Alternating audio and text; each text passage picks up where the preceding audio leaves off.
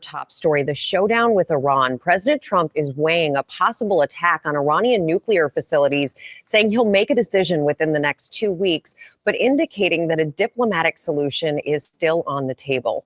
Let's go to our chief White House correspondent, Mary Bruce, for more. Good morning, Mary. Good morning, Rebecca. Well, the president has now given himself a 2-week deadline to make this high-stakes decision whether to strike Iran. We are told he's hoping this gives the Iranians, quote, time to come to their senses and come back to the negotiating table. The big question now, what happens if they don't? This morning, as Israel and Iran trade fierce blows, and after weighing his options over several tense days, President Trump is now giving himself 2 weeks to decide whether the U.S. should strike Iran. The president holding out hope for negotiations as European leaders meet in Geneva today with the Iranians to try and jumpstart talks.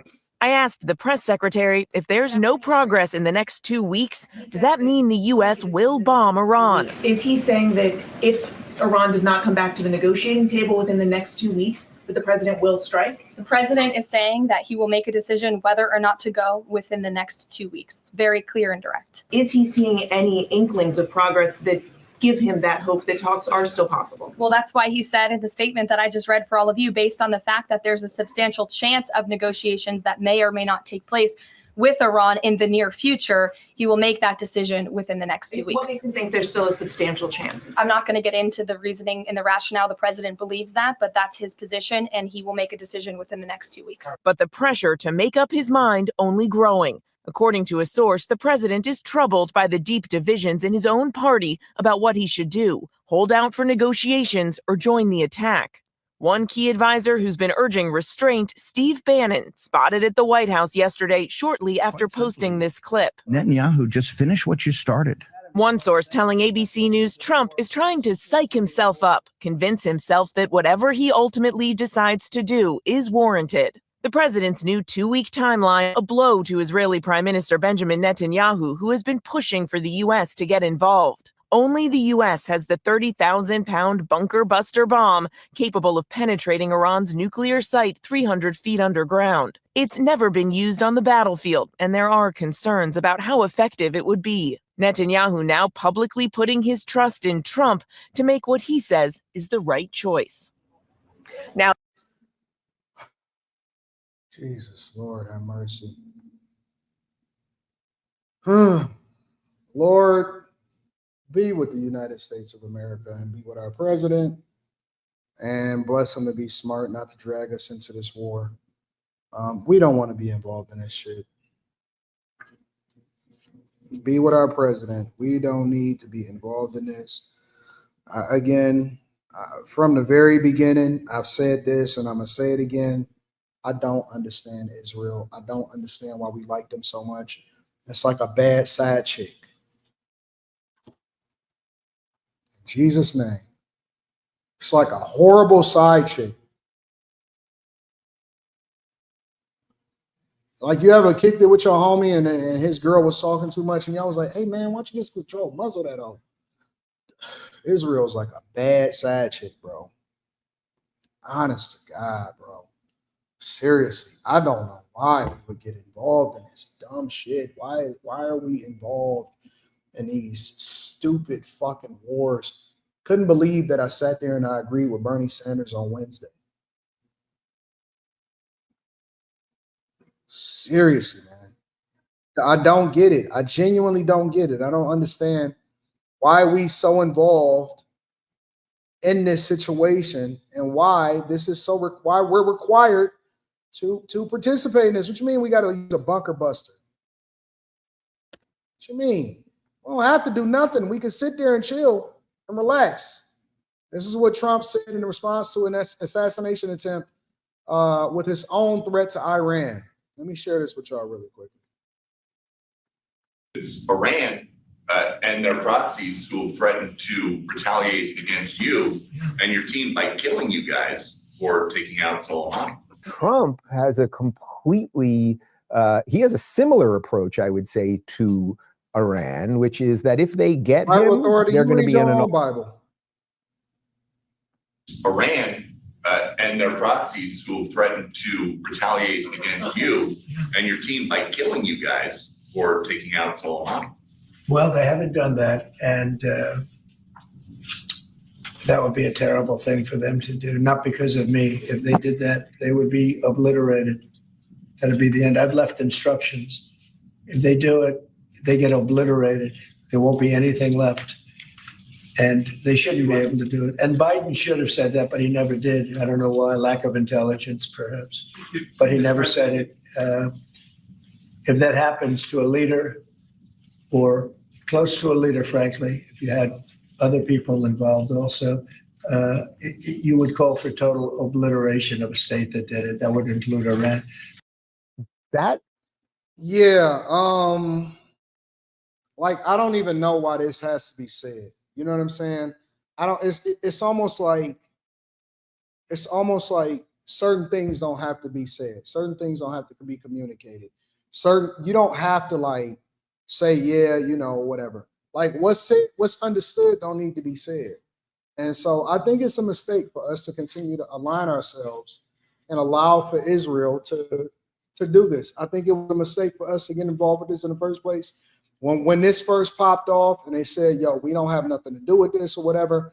Now, within 7 days, within 1 week, we already having conversations about whether or not we want to use the bunker buster because it burrows 200 feet into the ground and then explodes. And then they would have to use more than one bunker buster, hoping that it actually impacted the nuclear facilities or the potential nuclear facilities. Man, I don't want to get involved with this shit, bro.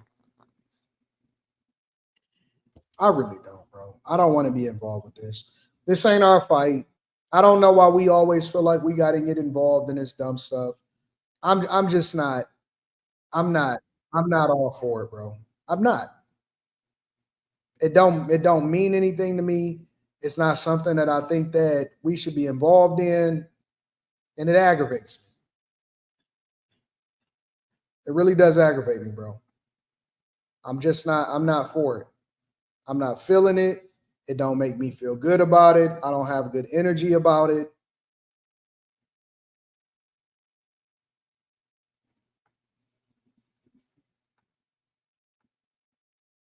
And if he's saying that he's got division within his own cabinet.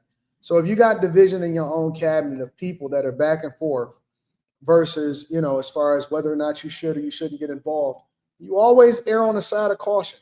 You never, ever, ever move any differently than erring on the side of caution. You got to be 100% sure that, you know, this is what you want to do and this is what you want to get involved in. I think that we're making a mistake. 1979, a massive revolution in Iran brought about the Ayatollah Khomeini to power. The then Shah of Iran and his wife, Her Imperial Majesty Farah Pahlavi, were forced out of their homeland. This is them leaving at the airport. But under the Ayatollahs, the freedom that they promised never materialized. In fact, they cracked down, beating and imprisoning women who refused to wear the hijab, gay Iranians, anyone who dissents. Now the son of the late Shah, His Royal Highness Reza Pahlavi, who has been in exile, is advocating for a new future for Iran. He says he believes that the moment is now. He posted this on social media, quote, "The Islamic Republic has reached its end. It is in the process of collapsing. Khamenei, like a frightened rat, has gone into hiding underground and has lost control of the situation. What has begun is irreversible." I spoke with him moments ago, the exiled Crown Prince of Iran. Here's our talk. Crown Prince, thank you very much for joining us at this historic moment in time. It's good to have you with us. Good afternoon, Martha. Good to be with you as well. Tell me, first of all, Crown Prince, what is your understanding of what is actually the situation on the ground right now in Iran? The latest report that we have had, Martha, is that the control apparatus of the regime is almost collapsing. And we see more and more of that sort of reports that are coming to us from personnel within the military or intelligence that says so, that it's really falling apart much faster than it was, let's say, last week. The problem, however, is that the regime has cut off the nation from any communication. Internet and even landlines are down. Families that are trying to figure out what's happening to their loved ones cannot communicate. And I hope that we can overcome this problem very soon, so the nation is not detached or unable to communicate, which, as you know, is crucial for anything that needs to be done.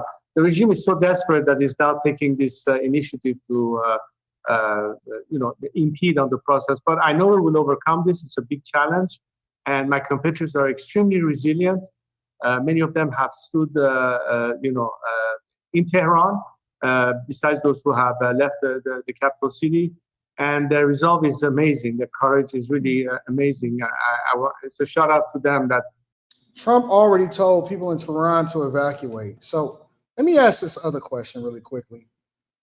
Because I am adamantly against war. I am 100% against war unless it is the ultimate last result.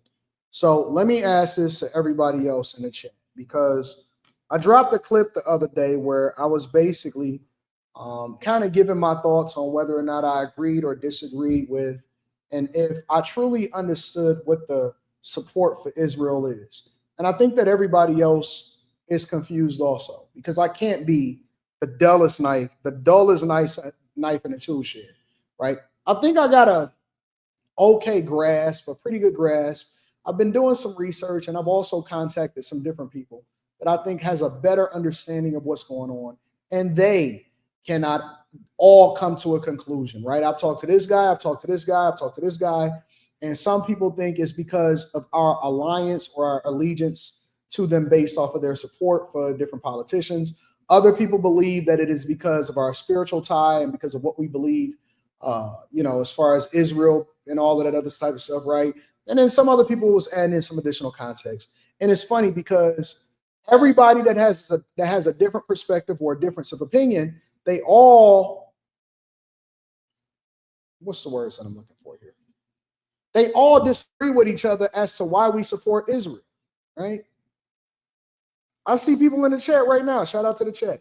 There's people in the chat right now that everybody is saying a different thing. Some people are saying it's oil. Some people saying it's the banking system. Some people are saying this. Some people saying that. And it's funny because everybody got something that they think that they know, but nobody can definitively tell me why. Like, is it more than one reason? Is it multiple reasons why we love and support Israel? So much so to where we're willing to put ourselves at war on the behalf of it.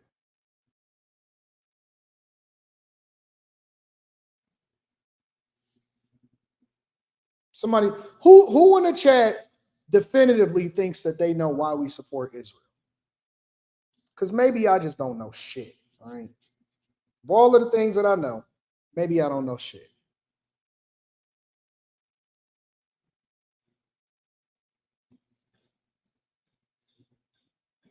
Who in the chat feels as though they know definitively why we love and support Israel so much?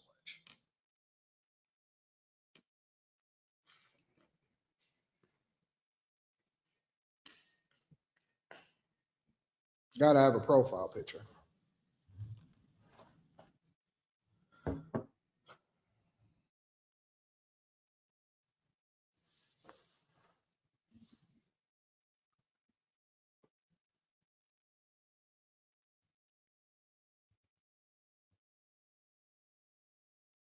You can't say it? Okay, well, if you can't say it, then what's the point of us having a discussion about it? What is, okay, Mackie, what is up with you with this whole creamy thing, bro? You gonna get timed out in a minute. I don't know what your obsession is with calling Mika creamy. That shit is starting to get creepy. Starting to get a little creepy. Honestly.